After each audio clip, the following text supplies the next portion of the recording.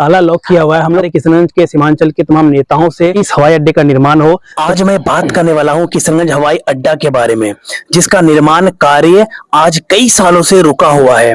प्रधानमंत्री नरेंद्र मोदी अपने दूसरे कार्यकाल में ही क्षेत्रीय संपर्कता उड़ान 2 योजना में घरेलू विमान शुरू करने के लिए मिथिलांचल का दरभंगा जिला तथा सीमांचल का किशनगंज जिला को चुना गया था। लेकिन दरभंगा में विमान सेवा शुरू हो गया है, लेकिन पूर्वोत्तर राज्यों का प्रवेश द्वार कहा जाने वाला किशनगंज जिला में घरेलू विमान अभी तक शुरू नहीं हो पाया है। किशनगंज के तमाम लोग बेसब्री से बस इस बात का इंतजार कर रहा है कि किशनगंज का एयरपोर्ट कब बनकर पूरी तरीके से तैयार होगा, क्योंकि अगर किशनगंज में एयरपोर्ट का निर्माण हो जाता है तो इससे हम तमाम किशनगंज वासी का फायदा है। इसमें रोजगार में इजाफा होगा तथा पर्यटन स्थल के रूप में भी किशनगंज उभरेगा और किशनगंज एक तरह से विकास के रास्ते पर उभरेगा, विकास के रास्ते पर जाएगा। हमारे किशनगंज के युवा इसको लेकर आवाज उठा रहे हैं, लेकिन उस स्तर पर नहीं जिस स्तर पर उठाना चाहिए। जब चुनाव का वक्त आता है तब यहाँ के नेता एयरपोर्ट के नाम पर वोट तो ले लेते हैं, लेकिन चुनाव जीतने के बाद एयरपोर्ट का नाम तक अपनी जुबान पर नहीं लाते हैं। किशनगंज के एयरपोर्ट में सिर्फ बड़े बड़े नेता के हेलीकॉप्टर ही उतरता है। तो हम चाहते हैं कि यहाँ पर नेताओं के अलावा हमारे किशनगंज के तमाम जनता के लिए भी हवाई अड्डा बने और यहाँ से हम उड़ान भरकर देश के अलग अलग कोनों में जाएं।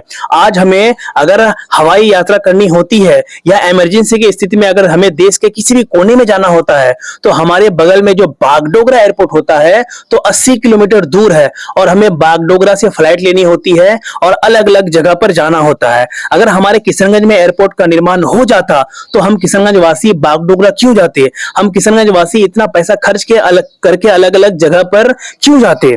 तो आप लोग देख सकते हैं कि अभी हम लोग जो है किशनगंज के एयरपोर्ट जो हवाई अड्डा है यहाँ पर आ चुके हैं और जैसे हम लोग यहाँ पर आए तो यहाँ पर जो है अभी ताला लॉक किया हुआ है। हम लोग तो वैसे अंदर जाना चाहते थे लेकिन अंदर नहीं जा पाए क्योंकि ताला लॉक किया हुआ है।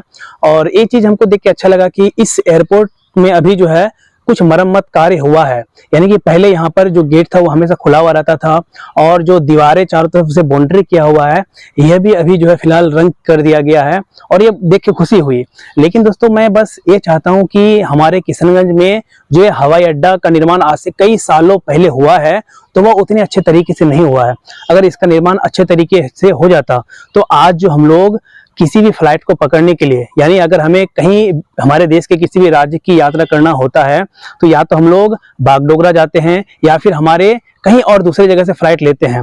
अगर हमारे किशनगंज में अगर इस एयरपोर्ट का निर्माण हो जाता है तो हम तमाम सीमांचल वासियों को, किशनगंज वासियों को यह फायदा होगा कि हम लोग हमारे किशनगंज में रहकर ही आराम से फ्लाइट पकड़ सकते हैं और कहीं पर भी जा सकते हैं इमरजेंसी की स्थिति में। तो बस मैं ये चाहता हूँ और हमारे सीमांचल के तमाम लोगों से, हमारे किशनगंज के सीमांचल के तमाम नेताओं से और हमारे सीमांचल के प्रशासन से बस ये रिक्वेस्ट करना चाहता हूँ कि इस हवाई अड्डे का निर्माण हो। जब तक इस हवाई अड्डे का निर्माण नहीं होगा तब तक हम लोग चुप होकर नहीं बैठेंगे।